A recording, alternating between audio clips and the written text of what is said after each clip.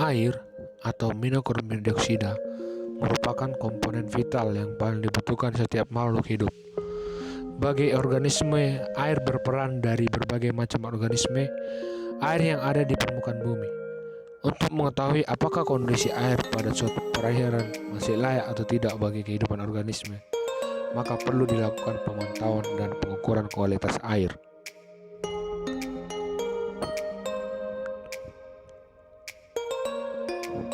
Kualitas air adalah kualitas pengujian dari kondisi parameter air. Parameter air adalah terdiri dari parameter fisika, kimia, biologi.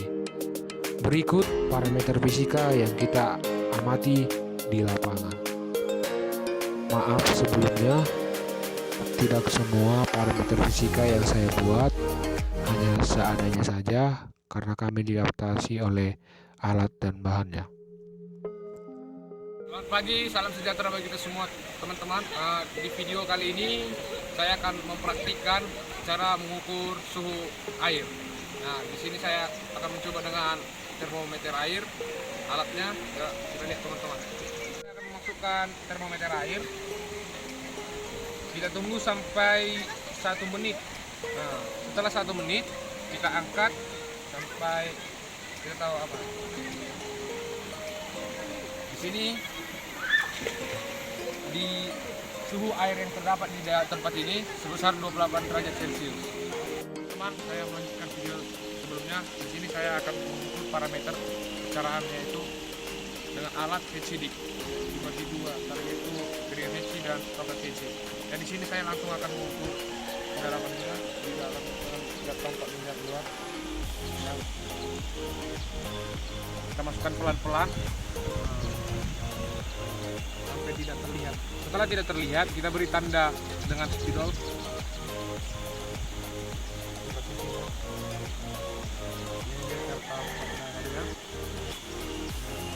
Angkat pelan-pelan untuk mengukur jarak tanpa membuat tanda. Setelah kita tahu ininya, jarak tampak, kita ukur dengan meteran. Berapa jarak tampak dari jarak itu? Kita kalikan.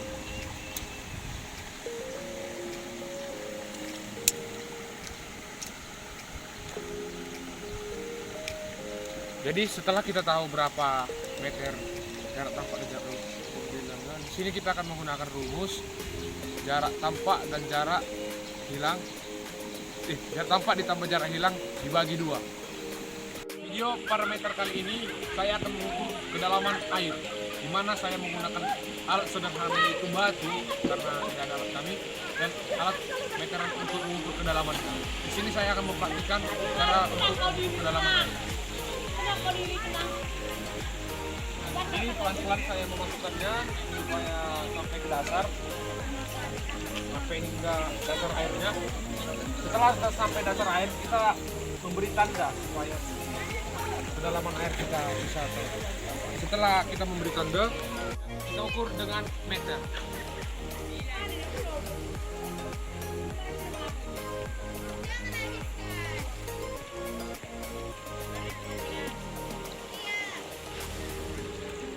Jadi kedalaman air di dalam tempat ini sebesar 25 cm.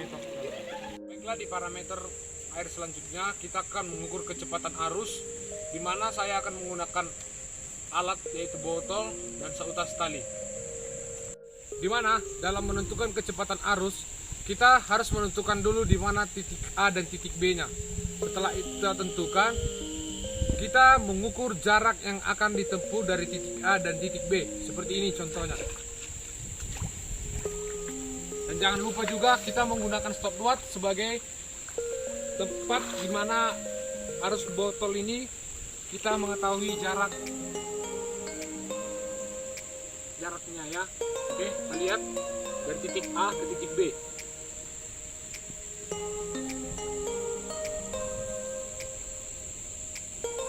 Ya. Setelah kita tahu berapa detik kecepatan arus yang ada di sini, kita akan menggunakan perhitungan kita menggunakan rumus kecepatan arus supaya mengetahui berapa kecepatan arus ini. Kita menggunakan rumus kecepatan arus yaitu jarak tempuh dibagi dengan waktu dikali dengan 1,25.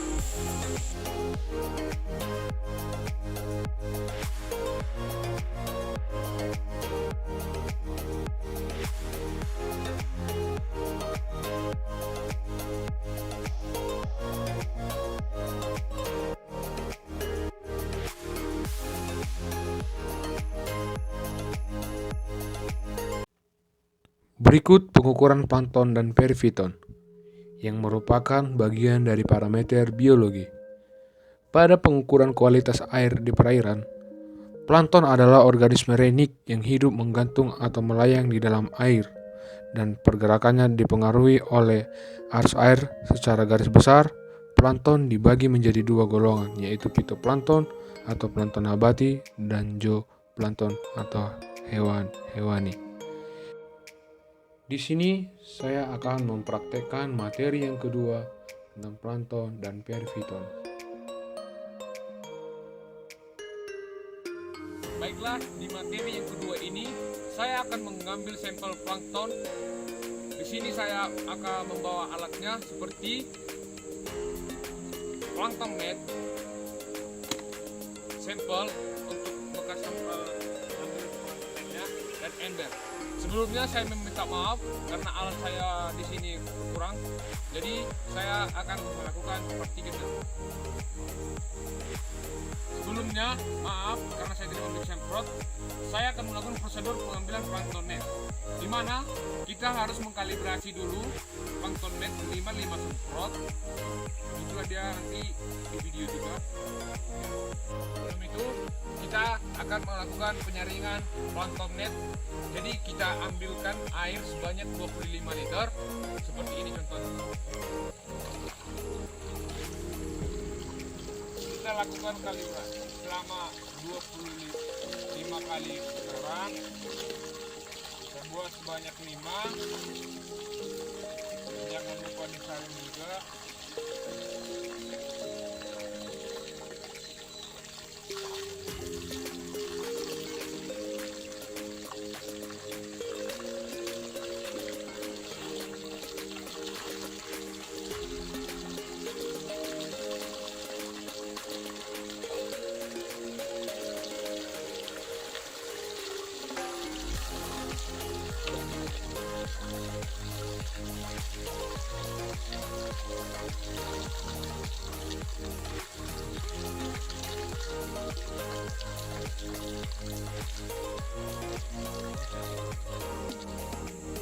Setelah kita mendapatkan sampel plankton, seterusnya kita masukkan ke dalam botol sampel plankton yang akan diuji di laboratorium.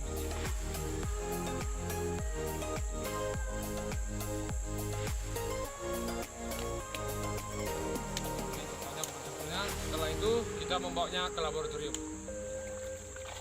Ya, di video selanjutnya kita akan mengambil sampel perifiton yang berada di bebatuan, yang menempel di bebatuan. Perifiton adalah organisme yang menempel pada substrat dan tidak melakukan penetrasi ke dalam substrat. Biasanya, perifiton menimpa pada substrat seperti bebatuan, kayu, permukaan tumbuhan, serta di permukaan makroalga. Makroalga yang hidup di perairan perifiton juga dapat berupa hewan dan tumbuhan. Keduanya juga memiliki dua peran sebagai decomposer. Selanjutnya, saya akan menjelaskan dan mempraktikkan cara pengambilan sampel perifiton.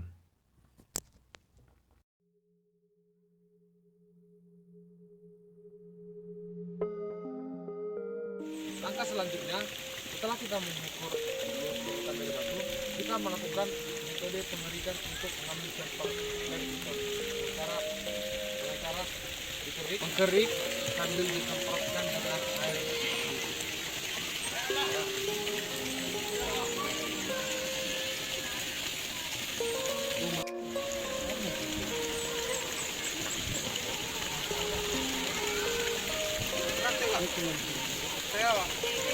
Kuliah. kita mendapatkan sampel peripiton dari hasil penghabisan batu, kita mencampurkan sampel peripiton dengan logam. Maaf, sebelumnya kami menggunakan alat pipet kami. Nah, itu saya akan mencampurkan banyak 4 tetes. Oke. Pada kesempatan kali ini, kita akan melakukan pengamatan penguatan tentang sampel peripiton dan panton, di mana alat dan bahan yang kita gunakan yang pertama yaitu mikroskop, objek gelas, cover gelas, pipet tetes.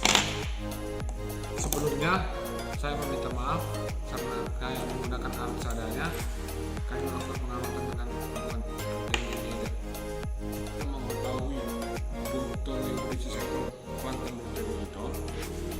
Selanjutnya kita melakukan pengamatan sampel, kita homogenkanlah sampel panton dan peripitonnya hingga merata seperti contohnya. Dengan cara metode mengacau kita buat. Setelah sampel panton dan peripiton kita gunakan tadi dengan metode mengacau, kita lanjutkan mengambil sampel panton dan peripiton dengan menggunakan alat pipet tetes. Kita ambil sebanyak 1 tetes.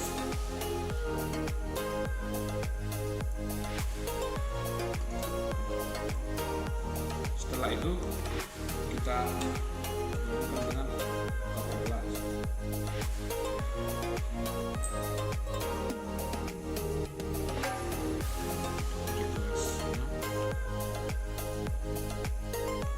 Setelah itu kita gabungkan objek gelas dan cover gelas dengan kemiringan 40 derajat dan diamati di bawah mikroskop.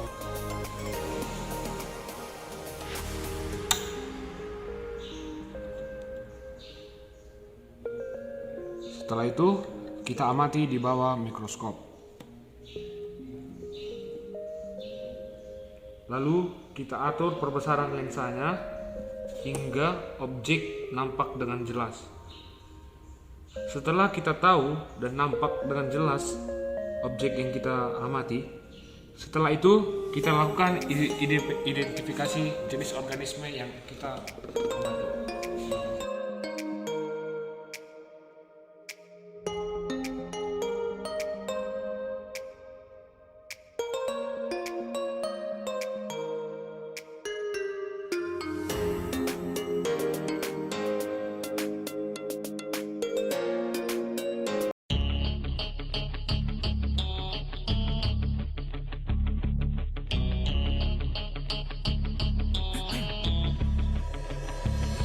Baik, di modul yang ketiga saya melanjutkan bentos dan nekton. Bentos adalah organisme dasar perairan baik berupa hewan maupun tumbuhan yang hidup di permukaan dasar maupun di dalam dasar perairan. Berdasarkan kebiasaan hidupnya, organisme bentos dapat dikelompokkan menjadi 2, yaitu infauna dan evifauna. Infauna adalah organisme bentos yang hidup menetap di dalam sedimen atau substrat. Contohnya pada kelas bivalva dan polyzoa.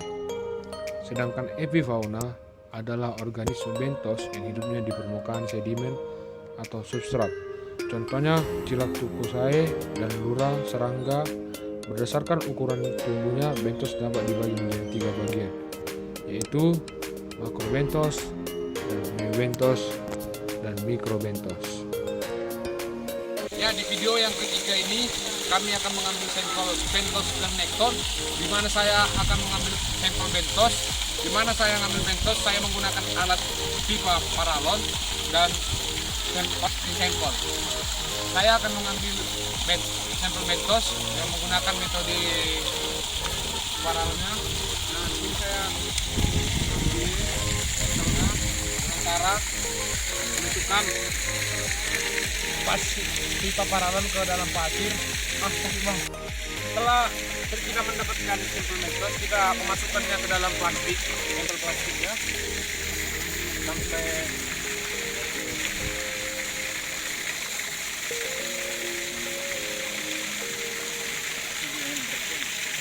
kita mengambil sampel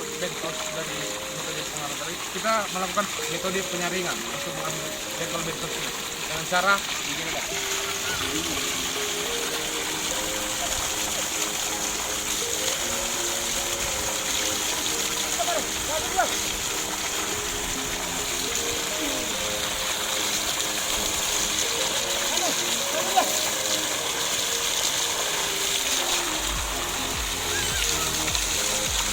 Penyaringan, kita telah mendapatkan sampel bentos. Nah, setelah dari sini kita akan mengujinya di laboratorium. Terima kasih.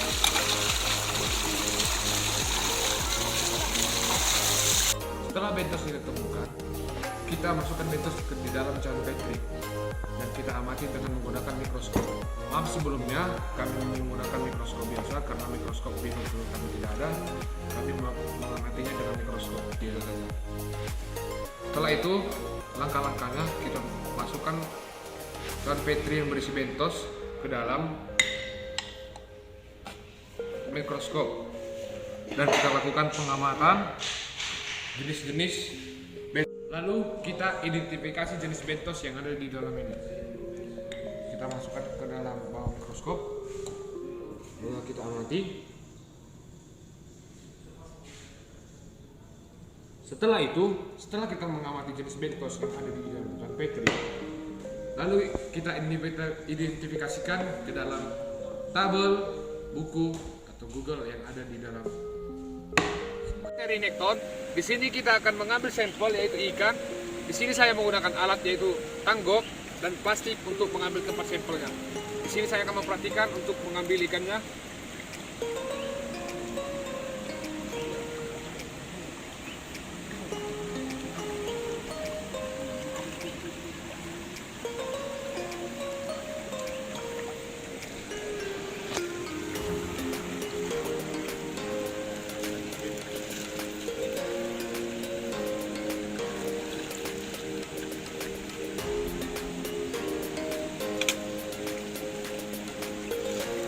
Di sini saya telah mendapatkan sampel Nekton yaitu jenis ikan sapu-sapu. Selanjutnya kita bawa ke laboratorium. Berikut rumus kelimpahan Nekton dan juga contoh perhitungan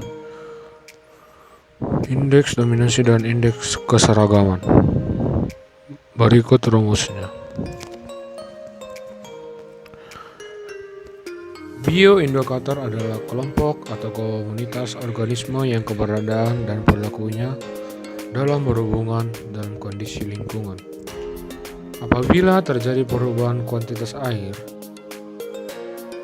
maka terpengaruh terhadap keberadaan dan perilaku organisme tersebut, sehingga dapat dijadikan sebagai penunjuk kualitas lingkungan. Hal ini disebabkan adanya respon yang berbeda terhadap suatu bahan pencemar yang masuk ke dalam perairan dan bersifat mobil. Baik, kita akan melanjutkan materi yang keempat, yaitu tentang struktur komunitas riparian. Riparian berasal dari bahasa Latin, yaitu riparius, yaitu yang dimaksud dengan milik tepi sungai. Untuk mengetahui struktur komunitas pada tumbuhan, kita perlu melakukan beberapa analisis vegetasi, seperti contoh praktik yang saya contohkan seperti berikut. Selanjutnya di sini saya akan membahas tentang struktur komunitas riparian, di mana komunitas riparian ini dibagi menjadi dua metode. Di sini kita memakai dua metode, yang pertama metode transect dan metode kuadran. Di metode kuadran, pertama-tama kita harus membuat peta kuadran sebesar 1 kali 1 meter. Seperti ini bentuknya. Kita lihat saja peta kuadran ini. Di sini kita akan mengetahui komunitas-komunitas tumbuhan yang ada di daerah kuadran ini. Di sini kita akan mencoba mengambil beberapa tumbuhan yang berada di dalam peta kuadran ini. Dari hasil pengamatan yang kita ambil dari metode kuadran, terdapat 4 vegetasi tumbuhan. Ini. Untuk video selanjutnya kita menggunakan metode transek atau metode jalur. Alat yang kita gunakan adalah seperti meteran, gunting, dan tali rafia. Terlebih dahulu, kita menentukan lokasi transek. Kemudian menentukan 2 titik sebagai pusat garis transek, di mana panjang garis transek tersebut sepanjang 50 meter.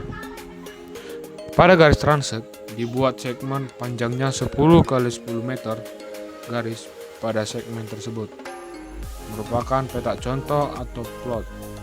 Di setiap plot dilakukan pengamatan dan identifikasi jenis tumbuhan, serta dihitung jumlah jenis tumbuhan yang kita temukan.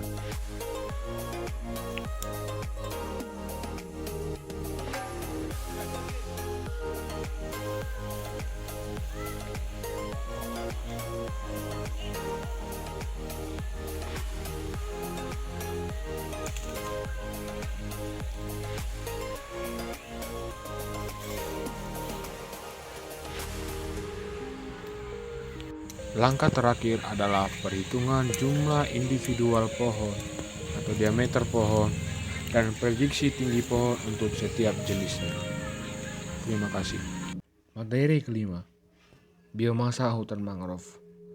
Istilah mangrove merupakan perpaduan antara kata mango yang berasal dari bahasa Portugis, kalau roof berasal dari bahasa Inggris.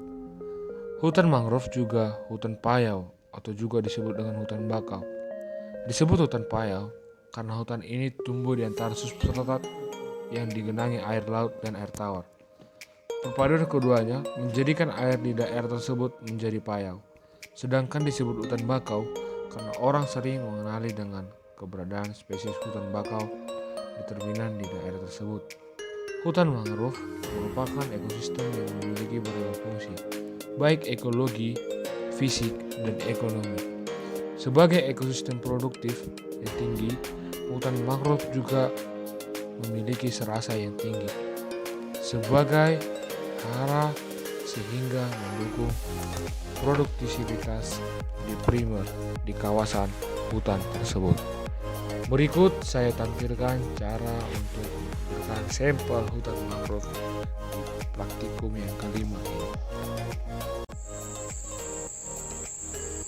Selamat pagi, salam sejahtera buat kita semuanya.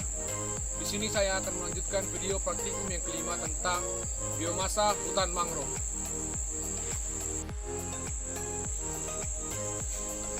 Di sini saya menggunakan kotak sebagai alat untuk mengambil sampel serasa. Kotak ini mengganti sebagai liter terap. Di sini saya akan menggunakan, setelah kita menemukan kotak sampel yang akan kita ambil, di sini saya akan melakukan prosedur mengamati di bawah pohon. Di sini saya akan mengamatinya. Setelah kita meletakkan di bawah pohon, kita tunggu sampai 14 hari kurang lebih supaya serasa berjatuhan di dalam kotak tersebut.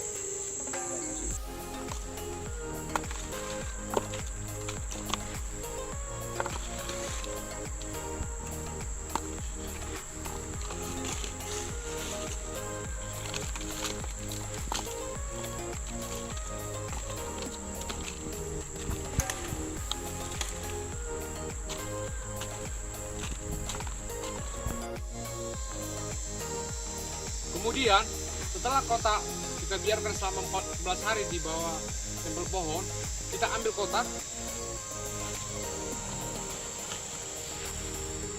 Seterusnya setelah kita tahu dan kita ambil sampel serasa, selanjutnya kita lanjutkan pengamatan di laboratorium. Setelah sampel serasa kita ambil dari lapangan, sampel serasa selanjutnya kita bawa ke dalam lab. Setelah kita bawa ke dalam lab, kita identifikasi jenis serasa yang ada kita ambil, seperti ini contohnya: ranting, dedaunan kering, dedaunan hijau, dan bunga. Setelah kita mengidentifikasinya, lalu kita masukkan ke dalam oven. Sebelumnya saya minta maaf, kami tidak memiliki oven, tapi saya menjelaskan sedikit. 80 derajat Celcius lah kita masukkan 4 jenis rasa ini untuk mengidentifikasinya.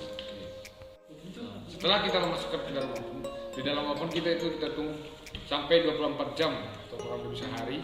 Dan setelah kita tunggu selama 24 jam, sampel serasa kita ambil, lalu kita timbang di dalam timbangan Sartorius. Serasa adalah tumpukan dedaun kering, ranting dan berbagai sisa vegetasi lainnya di atas permukaan tanah yang nantinya akan mengalami dekomposisi dan mineralisasi. Dekomposisi serasa merupakan perubahan fisik dari dan kimiawi oleh mikroorganisme tanah. Peristiwa oleh mikroorganisme tanah, baik bakteri, fungi, dan hewan tanah lainnya. Sedangkan mineralisasi adalah proses penghancuran bahan organik yang berasal dari bahan hewan dan tumbuhan menjadi senyawa anorganik yang sama guguran serasa dapat memberikan input nutrien tanah, yaitu sebagai penyumbang unsur hara. Untuk menjaga keseimbangan ekosistem, untuk mengetahui biomasa, kita harus mengetahui serasa biomasa hutan mangrove. Besarnya potensi biomasa dipengaruhi oleh kemampuan pohon untuk menyerap karbon dari lingkungan melalui proses fotosintesis. Demikian praktikum materi yang kelima tentang biomasa hutan mangrove. Sekian dan terima kasih.